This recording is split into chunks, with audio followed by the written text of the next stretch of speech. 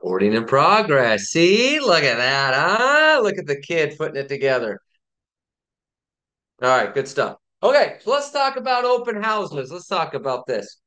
I think open houses are great opportunities to find some deals. Okay, there are some people out to say, "Oh, open houses, those are a waste of time. Don't do open houses." And everyone's got to do their own thing. You go out what's best for you. I think open houses are a great opportunity. I would encourage you that if you have listings to do open houses on your listings. I would encourage you if you don't have showings and you want to work on a Saturday, call an agent to see if they need an open house hosted. See if you could put something together. Anything like that. Open houses can be some great opportunities. Now, I will tell you this, going on the idea of, hey, I want to contact some agents to see if I can host an open house for them. How do I go about doing that? Well, you could reach out to any agent in our company that has a listing, see if you can host an open house for them. Can you host open houses for agents not in our company? Absolutely. You can certainly do that as well. So that's also another possibility. Now, here's my thought on one of those ideas, though, and then we'll get into actually putting together an open house. Is well, let me reach out to agents maybe on an older listing, and because they're probably not doing an open house, and maybe I can get an open house going. Well, okay, sure. My mentality is this: it's still on the market for a reason. It's severely overpriced. So when you're asking agents to see if they could you could do an open house for them, it doesn't have to be brand new, but should probably be only a few weeks old. Don't go after 90-day listings and see if you could do a open house for them. They've been on the market for 90 days. It's clearly overpriced. Nobody's interested. Unmotivated seller. So that's just my theory. Go after some that are maybe a few weeks old and go from there. The other thing I'll tell you this when you're hosting somebody else's open house, it's your own open house again, all great. But if you're hosting somebody else's open house, just make sure that there's some communication between yourself and the listing agent on any particular guidelines regarding the open house. So let me give you an example. If you're going to host the open house, make sure you ask them, do you want me to use your signs or is it okay if I use my signs? Is there a particular marketing flyer that you want me to use, or can I put together my own marketing flyer? Make sure you ask, don't just assume, all right, well, it's their listing. I'm hosting the open house. So let me go put my open house signs everywhere. The listing agent might say, no, no, no, it's still my listing. I want my signs everywhere. Or, oh, why, don't put together some flyer. I'm going to have my own flyer put together for this open house. So just make sure there's some communication between how you want this to go and all that fun stuff. Because, I mean, most of the time it goes off without a hitch, but, every so often you see little things like that. All right, so let's get into open house. So first, let me share with you some stats. Stats. According to NAR, home buyer and seller generational trends, what percentage of buyers use open houses as an information source during the home buying process? Let's have some fun. You can either unmute yourself or put it in the chat box. According to NAR study, what percentage of buyers use open houses as an information source during the home buying process? Anybody want to guess? You can unmute yourself, put it in the chat box. There's no prize for winning, nor no humiliation for losing. So guessing or we have Yeah, to guess. What percent, according to NAR, what percentage of buyers use open houses as an informational source during the home buying process? gonna say 70.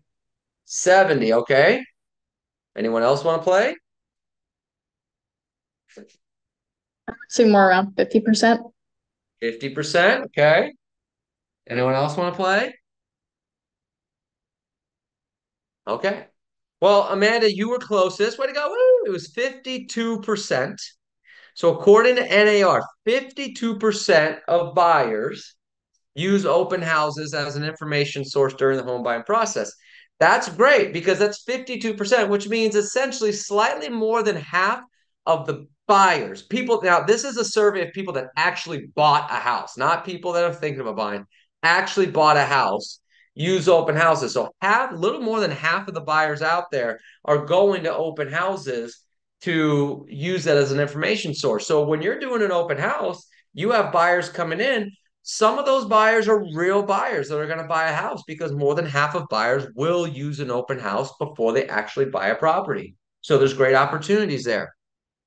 Now, here's another stat that's really interesting about open houses.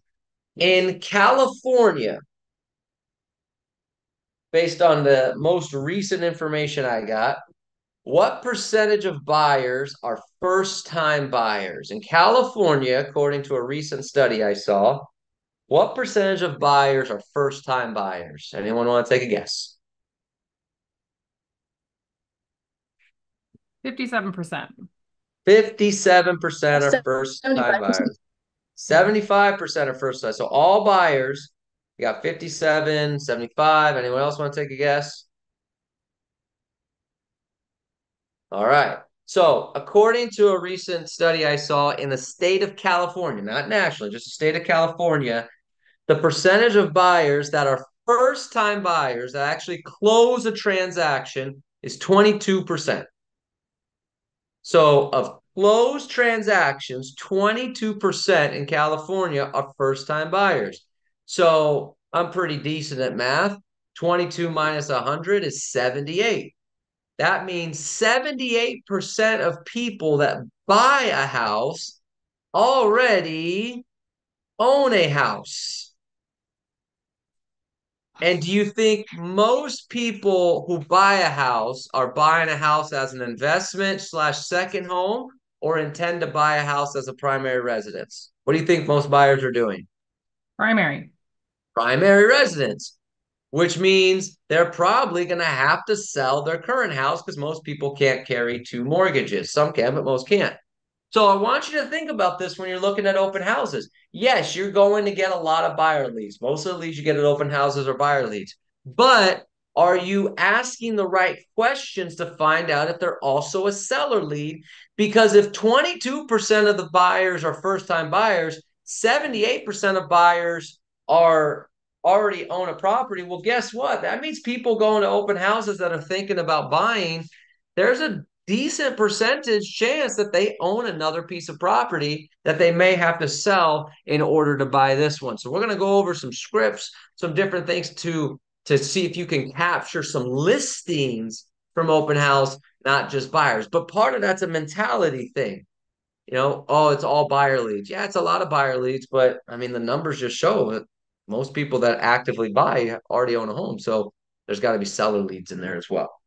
All right, so let's jump into this. Now, I got a list of thoughts here. They're not written in any particular order of importance. They're not necessarily written in any particular correct sequence of what's, time frame or anything like that. There's just some notes on here. You decide what's important and what's not. So let's jump into this. I wrote down here the time of the open house. Time of the open house. Open houses should be 2 hours max. Effective open house, 2 hours max. I mean, do you really want to sit there for 4 hours? No. I mean, come on. 4 hours, I can go to dinner and see Oppenheimer. I don't want to sit there for 4 hours. So open houses, 2 hours. Well, why 2 hours, Robert? Great question. Here's why 2 hours. If somebody is interested in going to open houses, they will go to whatever, Redfin, Zillow, or whatever online source they can find that shows all the list of open houses, and they're going to mark all the houses they want to see, correct? Do you think that even if your open house is only 2 hours, that they're going to be like, oh, well, that one's only 2 hours, we're not going to go see that? Or do you think they're going to prioritize going to your open house to make sure they see it? E is for prioritize. They're going to prioritize. So even if you cut it down to 2 hours, you're not going to lose anybody. Everybody that wants to go to the open houses. So let's say that the normal open house time frame in your marketplace on a Saturday is 11 to 3. Every area's got different preferred times, right? 11 to 3, and you say our open house is going to be from 11 to 1. I'm a buyer. I'm looking at all these open houses. I've got 5 homes submitted. I see yours is only open from 11 to 1. I'm going to go, hey, we got to go there first because we got to make sure we get there before 1 o'clock. I'm not going to say, oh, well, then, we might not get that one. No, they're going to go there. So guess what? You're not losing anybody. And then, so you have a smaller time frame. So think about this. If you did a 4-hour open house, and let's say that 20 people end up going through your house throughout the day. 20 people divided by 4 hours is 5 people an hour. That's good, but that's not real craziness. That's not real anxiousness going on. Well, if I condense that down to 2, now I'm at 10 people an hour, 20 people coming through. Well, so when you come to my open house, it's packed.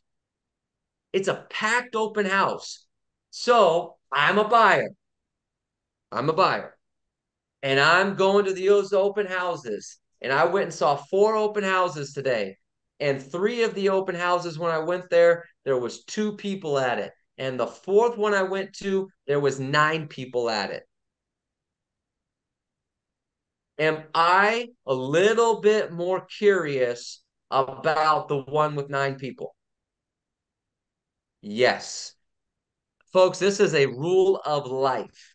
Everybody wants what everyone else has. Okay? Everyone else wants what everyone else has. I got a friend. Well, I had a friend. We don't have a falling out. We just, get older. I had a friend. And as soon as one of our other friends got married, oh, he couldn't wait to get married. And he went and found himself a wife.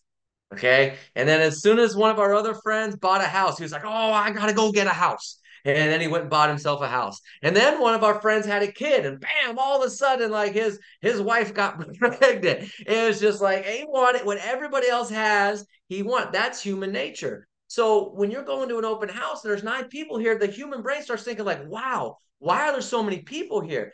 This house must be a hot property. This house is way more exciting than the other house. What gets you interested? On top of that, if I go to this open house and there's only 2 people there, and I go to this house and there's 9 people there, and I want to write an offer on this house with 9 people, am I going to write a lowball offer? Hell no, I can't. There's 9 people here. So if I want this house, I got to go to my agent and say, what do we have to write up? Do we have to be aggressive? That's what my seller wants. My seller's like, this is great. Open house is packed. It's booming. It's exciting. We're getting more offers. People are aggressive. You want to make your seller happy. That's the type of open house you want to put together. You're going to get better offers. Now, is it possible that neighbors go to open some of these open houses? I know people like that. And it's not a bad thing. Everybody's different. But I know people like that. It's like, all right, yeah, what do you want to do today? Well, I want to go check out this open house. Oh, you gonna buy a house? No, I just want to see it. All right. Cool. We got different interests and hobbies, but right on. So guess what? Now the neighbors are going to these open houses and they see your booming open house. 2 things pop in their head. Wow, look how many people are thinking about buying in this area. Woo, yeah. And they're also thinking, well, this agent's putting on a really good open house. Maybe we should talk to them.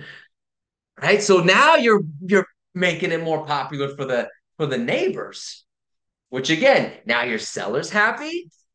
The clients are putting in better offers. You might be getting more offers. The neighbors love you. This 2-hour thing is great. And then the best part is you're done. 2 hours in, out, over. See you later. But you just created a really impactful, powerful open house. And the reason people do 4 hours is like, oh, well, I don't want to miss anybody. You won't miss anybody. They will prioritize to get to your house. That's just the way it goes. We have people that do it. I know a guy in San Diego that does 1-hour open houses. He's just like 1 hour, let's go. And it's the same model, same type of mentality, but he's just in and out. right? You want to come see it. Let's go. Let's make it happen. So 2 hours max put on your open houses. No reason to make it any different than that. All right. I wrote down here next on attire. Tire. There should be a distinction between you and the attendees. Or another way to put it, a stranger should be able to walk into the open house and know which one the real estate agent is. Have you ever been to an open house and you could not figure out which one was the real estate agent? I've been to open houses like that. I used to go, obviously take a look at a lot of homes. And I would do it sometimes for recruiting purposes as well. Like every so often I'd go drive around homes to other agents. It's like, hey, let me go connect with them. Hey, congratulations on your listing. So I do it for some recruiting sometimes as well. And sometimes I'd walk into the open house and like, I don't know who to talk to. Not quite sure which one the agent is. This is not good. They're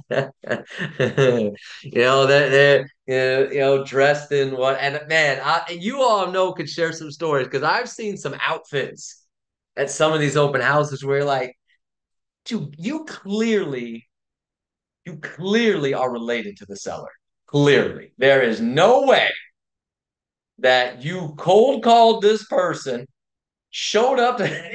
There's no way. So be the distinction. So when a stranger walks in the house, they go, oh, there's the agent. Boom, let me go talk to him. Because the more professional you are, the more the people will come talk to you and the better impression you get. You have to remember, everything we do is not just about the sale, it's about next sales. Okay? You want to impress the seller, show up to the open house really dressed professional. They're like, all right, this is cool. We got busy. My agent's dressed nice. The neighbors are coming to the open houses. They go to the open house. They see you like, wow, they're dressed really nice, really professional. The other open house we went to, they were in like, their tracksuit. So the neighbors love it. The clients, you want a double-ended deal, or if you're hosting an open house for somebody else and you want clients to work with you, you have to remember they're going to 4 or 5 different open houses. They're not just going to one. So you're not just competing the house, you're competing as an agent. They go to the other open house and they see another agent that's dressed like a hobo, and then they come to your open house and you're just super clean. Hey, let's go. That's an impression where they might think, even if I don't like this house, I like this agent. Worst case scenario, or they went to the other house and that agent was dressed to the nines, and then they come see you and they're like, all right, you're dressed up too, so at least now we're even. But you never want to be the opposite. You never want to go to an open house where the other agent is super done up, and then they come to your open house and I don't know which one the agent is. Excuse me. Are you the real estate agent? No. Oh, you're just, you're in like jeans and a polo, so you're the nicest dressed person here. Like stand out. They should be able to distinguish who you are. But again, it's that seller's gonna like it. Clients are gonna like it. Make sure you get that attire right. All right, I wrote down here next. Okay, signs. Signs. Really important about signs. Before you put out any signs, check with the city ordinances on how many signs you're allowed to put out. Because some cities have a restrictions on signs. Like, for example, Arcadia, and the rules might have changed. I'm not totally up to date to this, but I know Arcadia, at one point, the rule was 5. You could only have 5 signs out total. San Marino, which is close to Arcadia, you couldn't have any. Again, I don't know if the rules have changed. Jackie, you going to say something? 0. Corona has 0? Yeah, so make sure when you do the open house, before you go put out your signs, you figure out what the city rules are on how many signs you're allowed to have. Because here's one thing I know. Here's one thing I know about real estate. Agents tattle. They tattle. Okay. So if you're in Corona, like Jackie just said, Corona has 0. You do an open house in Corona and you put your signs out, I promise you an agent will tattle on you and someone will go pick up your signs. And then you'll get done with the open house going, hell happened. right? I've seen it a number of times. So make sure you know the rules on signs, okay? Because you don't want to, those are expensive. Then once you find out the rules, put out as many signs as are allowed, right? Unless there's one that has like unlimited signs and you know, keep it reasonable. But put out as many as you can. Now, here's the thing. Are the signs out there so you can guide people to the house? Really? Not really. People have GPS, people have things on their phone. You're not really guiding anybody to their own house. Why are you putting out so many signs? What are the two main reasons you're putting out signs? Presents. Presents for yourself, right? Look at me. Look at me, Robert Hertel. Look, yeah, right there. There's my name, my photo, my QR code to get to my website, my phone number, my email, all this stuff. Hey, pup, right? All those types of things. Presents for myself so you're impressed with me. Why else? Name recognition. Name recognition. You're right. I kind of package that under presents, but yeah, you're right. Name recognition. What else? Who's going to be thrilled? The They seller. can see that you're out there. They can see that you're out there. The seller's going to be thrilled. Seller's going to be thrilled. Remember, everything we do is not just about this transaction. We're setting up future transactions. So I got the presents. So all the neighbors are seeing me. They're seeing Robert Hertel, or don't put my signs up. Okay, they're seeing you, your name. That's like, wow. So from a neighbor standpoint, I'm really showing out. They're like, hey, I like this guy. I like this gal. They're putting out a lot of signs. They're putting out a lot of work. So for the neighbors and potential clients, they appreciate that. And then the seller is like, hey, how'd the open house go? Well, the city allows me to put out 10 signs, so I put out 10 signs. All right, so we did the match, right? Yeah, as I was driving around, I saw your signs. Like, there you go. Seller loves it, which again is going to get you 5-star reviews, get you testimonials, get you more business. So you're putting out the signs. It's not so, but here's my point. Don't worry too much about unless you have a really, really unique house. Don't worry about the location of the signs because you're not trying. This isn't when I started 20 years ago. Okay. And some of you have been in even longer. 20 years ago, we didn't have GPSs, right? So you needed signs to try to figure out, especially because my office was in Beverly Hills and you get to like those hills and Hollywood Hills and West Hills, man, it's confusing. Okay. So if you didn't have signs everywhere, it'd be a hard time to find the house that was doing an open house. Now you go online, you find out which houses are doing open houses, you put it in your GPS. Like they don't need the sign to get there. Right. But it's all about presence for yourself, your branding, and making the seller happy. So first of all, go figure out how many signs are allowed and then put out the maximum number of signs. All right. Good stuff. All right. Next thing I wrote down here. Oh, sorry. One more thing on signs. So I added this one. I added this one with the NAR thing. So on your listing signs, okay, if you're going to do your yard signs, if you're going to do an open house, get a sign writer that goes on your listing sign that announces the day of the open house so people know it ahead of time. But get a QR code to download so people can download the open house form prior to the open house. Because remember, with these new rule changes, and Jackie might be able to back me up on this one, these new rule changes, there's a document they have to sign in order to enter the house. So one of the things you can do is get a QR code on your listing sign that says scan this QR code for the open house on Saturday. They download that form. So when they come to the open house, they just hand it to you instead of having you sign up people right there on the spot, causing a little bit of a delay. All right. So get yourself a sign writer to announce the day of the open house and have a QR code for that document. All right. I wrote down here next. This seems like a no-brainer. This seems like a no-brainer, but it's on here for a reason, and I'll share why. Before you do the open house, do a quick, maybe not even quick, but just do a walkthrough of the house to make sure that no valuable items are out. Now, I understand you're like, Robert, that's the seller's job. I'm aware, but just do it anyways. Do it anyways.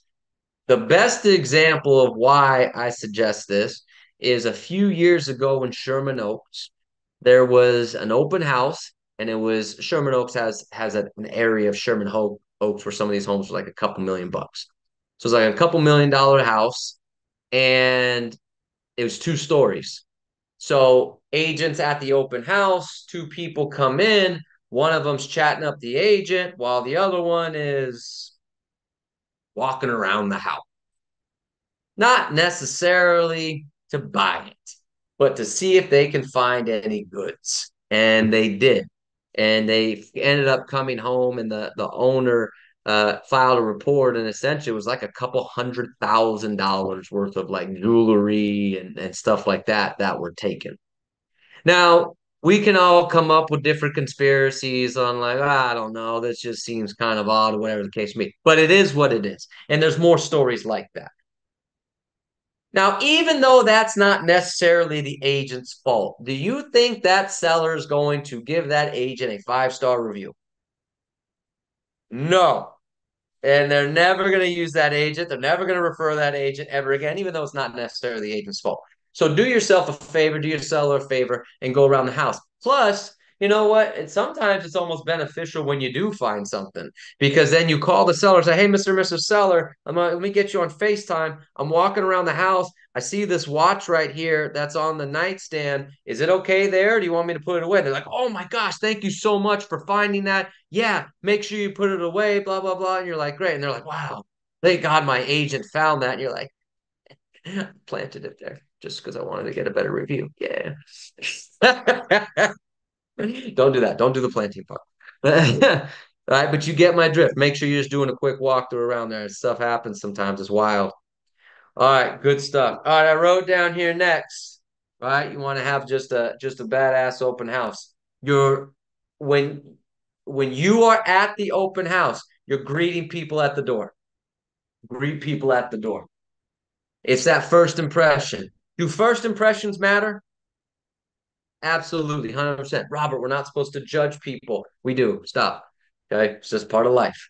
All right, everybody does it, myself included, yourself included. It's all good. Don't worry about the judgment here. We'll do it. But first impressions matter. Here's what you don't want. I've seen this at open houses. It drives me nuts, right? Here's what you see sometimes at open houses is people on the couch, the agent on the couch, laptop open, right?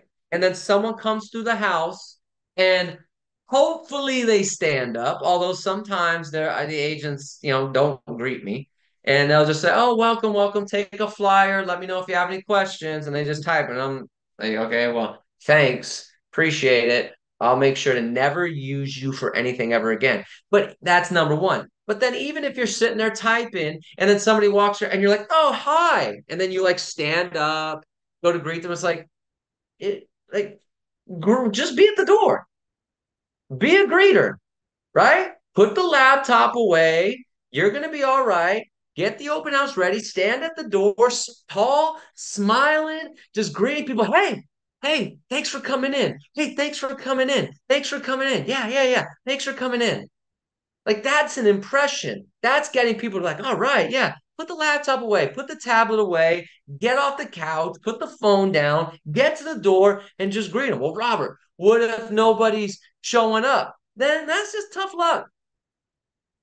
But if nobody's showing up, you better make the best damn impression when somebody does, because you don't want to blow your only chance at finding a potential lead. Okay? So get to the door. Don't put the laptop away. Just get to the door. Big smile. Stand up straight. Yeah, let's go, right? That's what it's all about. Okay, next thing I wrote down here. Upgrade your flyers. Upgrade your flyers. I go to open houses sometimes and there's a black and white flyer. I'm like, what year is that? I couldn't even put together a color flyer. Or my favorite is when it's a flyer and the flyer is the MLS printout.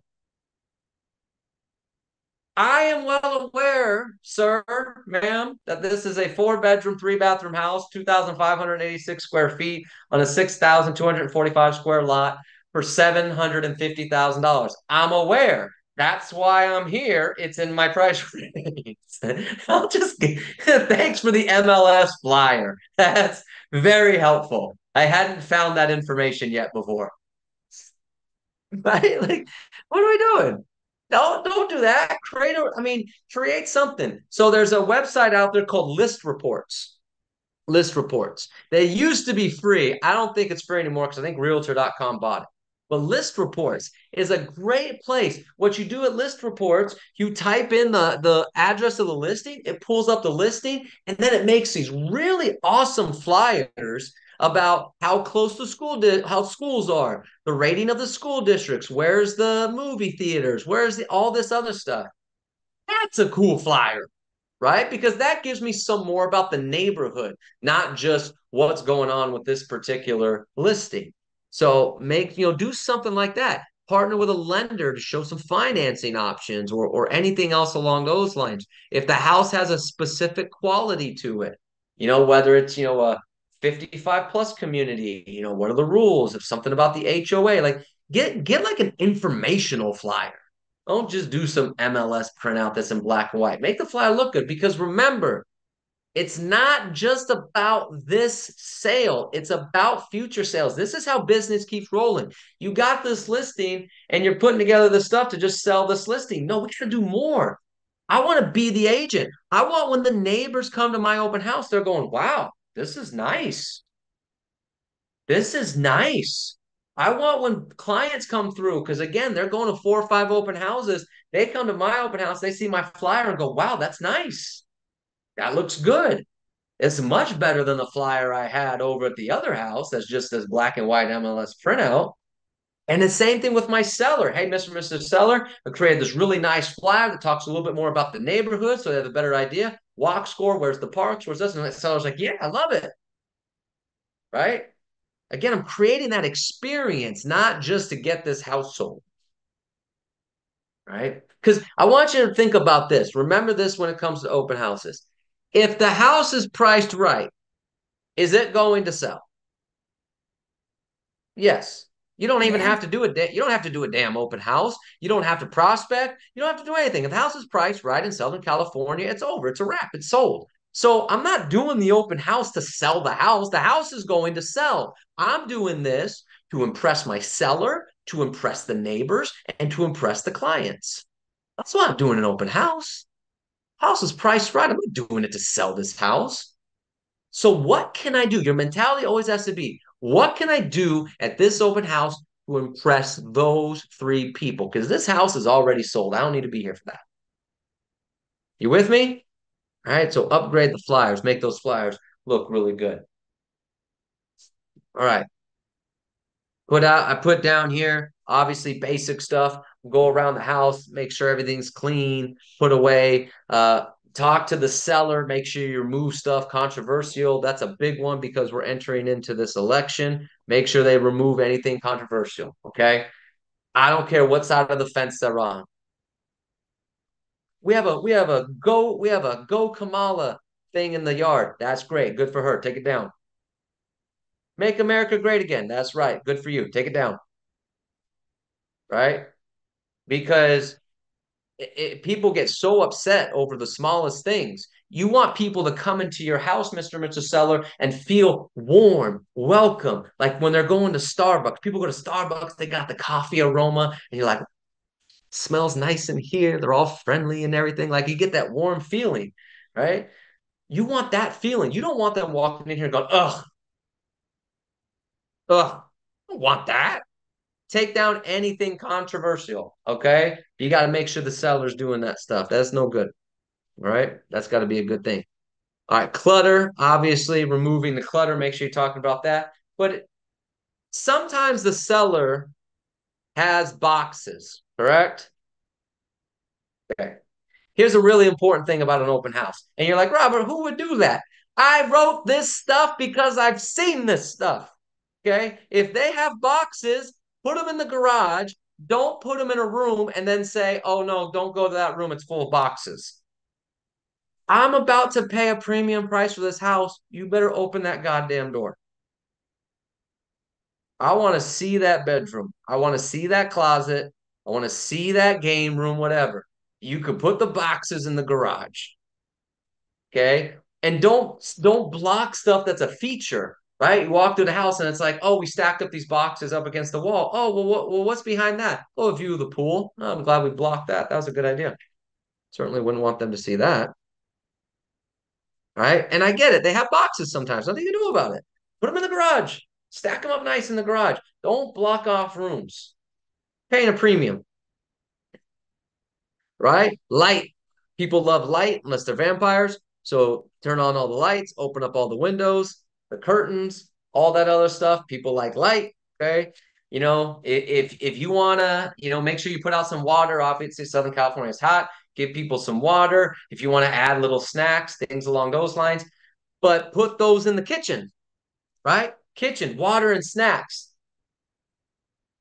I don't really care if they have water and snacks. It doesn't really matter to me. The reason I like the water and snacks is because they usually gets people to congregate.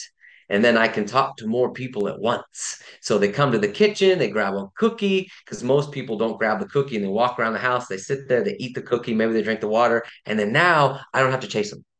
They're right there, like an elevator. Okay, so you put out stuff like that. You want to do those types of things. Pets, right? If they have pets, obviously try to remove the pets. If for some reason they can't get rid of the pet, again, don't put them in a room and close the door and say, hey, don't go in there. You know, my dog's in there. You know, you can't do that. Get in the yard, put a fence in the middle of the backyard that can fence in the dog or the cat or something. Well, never mind. You can't fence in a cat. They're convicts. They'll get out. But you can, you know, put something around so the dog can't get out, okay, things like that, because people don't need to walk through the whole backyard. They get a gist of the backyard. They see the dog. That's fine. But they need to see the bedroom. So if you can't get rid of the animal, get them in the backyard, get a little fence around it so they can't get out. Don't assume people like pets.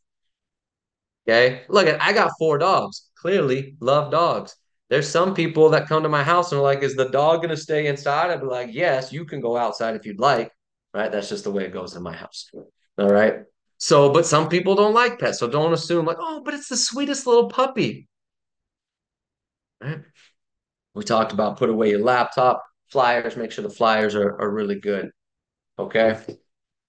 So now you've done all this work. You've put together this open house. You've done all these really great things, right? This is the type of open house that when people come to, again, the seller's like, man, this was 2 hours. This place was booming. This place was great. It was exciting. Clients are like, wow, this open house looks good, smells good, like it. The neighbors are like, wow, this is good. They have signs everywhere. This is what makes you stand out over everybody else, this kind of stuff. But you got to do all of it. Don't do some of it, do all of it.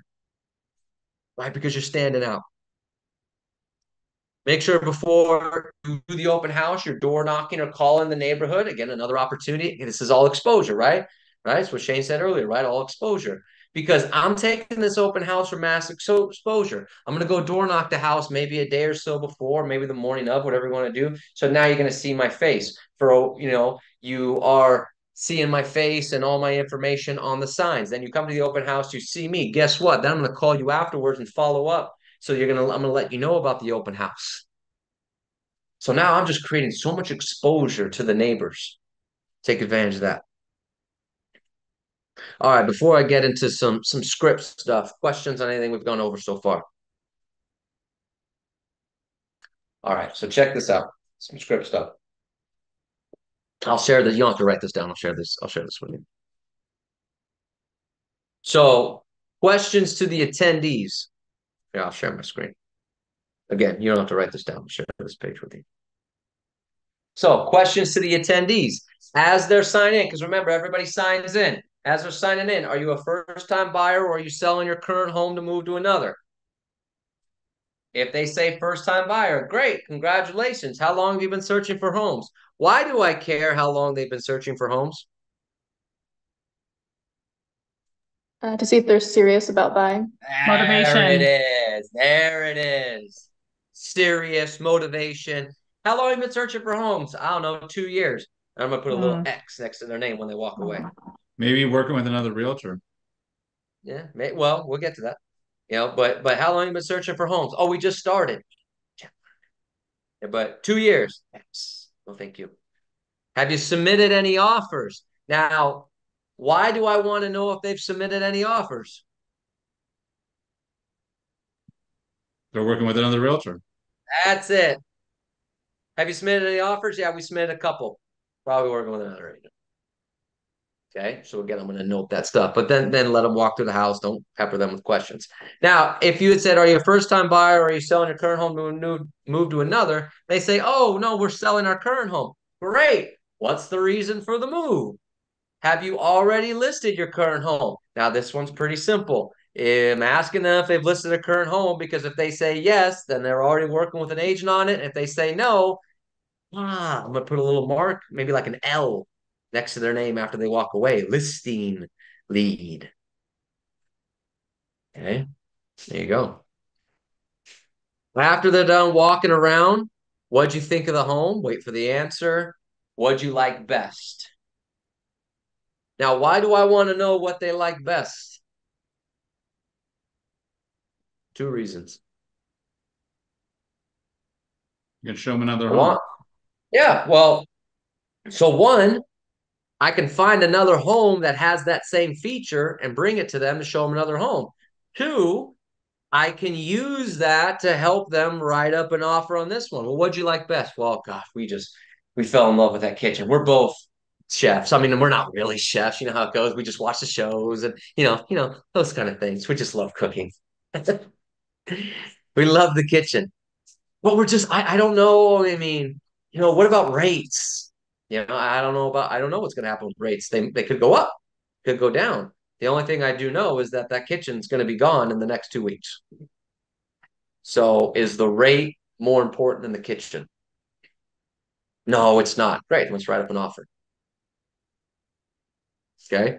But if I don't know what's important to them, I don't know what's going to happen with rates. Like, there's no emotional attachment to it. People are emotional, remember.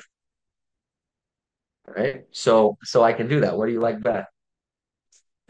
Now I had my notes there. If they're a first-time buyer and do not mention submitting an offer, then here's the line. I have access to a few other listings in the area that are similar to this one that were not on the open house caravan, so you might not have seen them. Why don't we get together for 15 minutes so I can show you those homes, and then we can decide which one you'd like to put an offer on. How many buyers can buy a house? Or how many groups can buy a house? One. So every lead, I'm not just selling that house because only one person can buy that house, or one group can buy that house. So I'm trying to capture as many leads as possible, which means I have to show as many homes as possible. So with this line here, what'd you like best of the house? What'd you like best? Oh, we like this. Oh, okay, great. Are you going to submit an offer? We're thinking about it. All right, well, look, I have access to a few other listings in the area that are similar to this one, but they weren't on open house caravans, so you might not have seen them. Why don't we get together for 15 minutes so I can show you that? You can decide which one you want to put an offer on. They say, okay, great. So now I take that client, I go show them 2 or 3 more houses. I might still get someone to buy the house I just did an open house on, but now I take that client, they like the other house, they write up an offer on that one. Okay, so I'm not just selling that one house, I'm using this to sell them all. Now, if they said they were selling their current home, script's kind of the same, just a slight change. Look, I have access to a few other listings in the area that are similar to this one that were not an open house caravan. Why don't we get to fit together for 15 minutes so I can show you those homes, and then we can decide which one you like to put an offer on. Also, we can go over the most effective way to buy and sell a home at the same time, because it can be a little tricky. Great. I'm setting up a listing appointment. All right. But you got to ask these questions. Now, you might not get a chance to ask these questions if you have a really busy open house, such as life. That's why you get everybody signed in. You can follow up. But if you have a chance to talk to them face to face, man, get these questions out. Because I wrote down here, we spend all this time making calls trying to meet people face to face, and we have an opportunity at an open house right here to be face to face. So if I got the time to talk to you afterwards and ask you a couple questions and try to set the appointment right then and there for more showings or for a listing appointment, I got to take advantage of that. Because otherwise, what happens, we let them walk out the door and then we say, okay, see you later. And then we call them and try to set the appointment. It's like, they were right there. If you have the time, do it right there. Right? And then follow up, call everybody within 24 hours, thanking them for attending, ask them for their honest feedback, what they liked, didn't like. If you didn't get a chance to ask these questions to them there, ask these questions to them on the phone. Now, here's the thing. Who's the honest feedback for?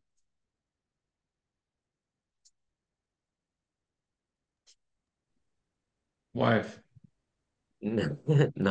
You could give it to the seller. The seller. Huh. Because what if we don't have any offers? And the seller says, Robert, you did this open house. We had all these people come through. What's going on? Well, Mr. and Mrs. Seller, I did call everyone, ask them for their honest feedback, what they liked, didn't like, etc. Here's what the feedback was. They just felt all the bedrooms were too small. Right? Can't put a king size bed in any of the bedrooms. That was one of the feedback I got. Another one said that, they didn't like that it was on a major street because they got kids, little kids. People don't like being on major streets if you have little kids or 21-year-olds because they have the same risk. But different. But I want to ask that because what if I don't get an offer? I want to make sure the seller knows what the honest feedback is. And you know what? Some people will give you honest feedback and some people won't. What are you going to do? Such as life. All right. Questions on any of this stuff? Scripts or anything we went over so far? You probably call the agents too, right? If an agent brought them. Yep. If an agent showed up or they gave me an agent's card, then yes, I would call the agent. Which is probably, here's the thing, thank you, Elizabeth, for bringing this up. In going forward, people are not usually, they're going to have a buyer representation agreement signed. And remember, on the new form that they have to sign to enter the open house, there's a box that says, are you working with a real estate agent? So you're going to know right away who has. But here's the thing, with the new rule, they've signed a buyer representation agreement if they said yes. Used to be that even if they were working with an agent, there was a chance that maybe we could still get them because they hadn't signed an agreement. Now, if they say they're working with an agent, they have. So yeah, in that case, you would just call the agent directly and stay out of it with the client. All right, good stuff. I just shared this script page in the chat box. Would you be able to role play this right now so we can see how it would be if you were to handle it as an agent doing an open house? Let's do it. All right, so you're signing in. All right, so Amanda, yeah, if you could sign in here, that would be great. Hey, just curious, are you a first-time buyer or are you selling your current home to move to another? Actually, I am selling my home right now. Oh, you are? Wow, that's great. What's the reason for the move? Well, I'm actually moving to LA to live with my boyfriend. Oh, wow, good for you. That's fantastic. And have you already listed your current home? No, not yet. I haven't. Okay, great. All right. Well, look, walk around the house, and if you have any questions, let me know, and maybe we can also chat afterwards. Okay, awesome. And then I would just write down next to their name after they walk away. I would just write down L, and I'm say L because of listing, but you write down whatever your codes are. Yep. That's all I would do. And then at the end, so then we'll do this one at the end. So it's like, oh, okay, great. So what'd you think of the home? It was pretty nice. Okay, cool. I'm just curious, what did you like best about it? Well, I like the bedrooms. The only thing is I'm not so big on the backyard. It's kind of small. Yeah, okay. I understand that. Well, here's the thing. I have access to a few other listings in the area that are fairly similar to this one, but they weren't on Open House Caravan this weekend, so you might not have had a chance to see them. So why don't we get together for 15 minutes? I can show you those homes as well, and then we can decide which one you'd like to put an offer on. And at that same time, because I know you said you were going to sell your current house, we can go over the most effective way to buy and sell a house at the same time because it can be a little bit tricky. Does that sound good? Yeah, I hear that a lot of people who are trying to sell their homes do it themselves. So why would I exactly need an agent for? You know what? That's a really great question. And as a matter of fact, there are some people that try to sell it themselves. And here's the thing. Do you know someone personally that would buy your house? Not at this moment. Okay, so the thing of it is, first of all, on for sale by owners, I actually read this stat recently that 72% of for sale by owners sold it to somebody that they knew personally. Oh, wow. So unless you know someone personally that's going to buy it, that for sale by owner, that's one of 10 reasons why it's not an effective way to sell your house. But look, again, people try it, and I'm happy to go over those numbers with you. So how about we get together? How about 4 o'clock tomorrow? Again, we'll go over some of the other homes that are for sale, see if you like what's better, and then we can address any of your concerns about selling it yourself and go over selling and buying at the same time. Would tomorrow at 4 work better? Yeah, I guess that could work out. Okay, perfect. So, and I'll just get your address and go from there. Okay, awesome. Cool. Okay, That is that's a real pretty stat. good That is explanation. that is a real stat that I read recently. Now, to be fair, I didn't do any research to find out how true it was, but it was a stat I saw on LinkedIn, and if it's online, it must be true. So That's good. so blame the LinkedIn people. I did see that the 72% of for sale by owners sold it to somebody they knew. Wow. So yeah, pretty wild. Yeah, so there's that. One more thing that I'll mention here, just as a kind of a going away thing. So if you have a lot of people that come to the open house, let's say you do an open house and you have 20 people that come through the open house. One of the things you can do when you do post open house neighborhood prospecting, whether it's the same day and you do it afterwards or the next day or whatever, is you could use, I have this written down somewhere else, but I don't have it right here, is let them know, say, hey, Mr. and Mrs. So and so, it's Robert, Century 21 Masters. So I did the open house this past weekend, a couple houses down from yours over at 123 Main. Did you get a chance to come in? No, you didn't. Okay, yeah, I had to ask because it was pretty busy. As a matter of fact, we had 25 different buyers come through that open house in just a matter of 2 hours. So I'm letting you know that because it's clear that if this is a very, very desirable area for buyers right now. And so I was just curious, have you thought about potentially putting your house on the market and seeing if we can get 25 buyers to come take a look at your home? So I'm using that to let the neighbors know, like we were busy. We have a bunch of buyers looking at homes right now because if I'm not interested in selling, you can say whatever you want. It's gonna be a no. But if I was thinking about it, if I was kind of on the edge and curious, and you just told me that there was 25 buyers that just looked at my neighbor's house in 2 hours on a Saturday, I might be thinking, okay, well, I don't know. Maybe this is the information I needed to kind of push me to the edge. So just a little idea you can have there.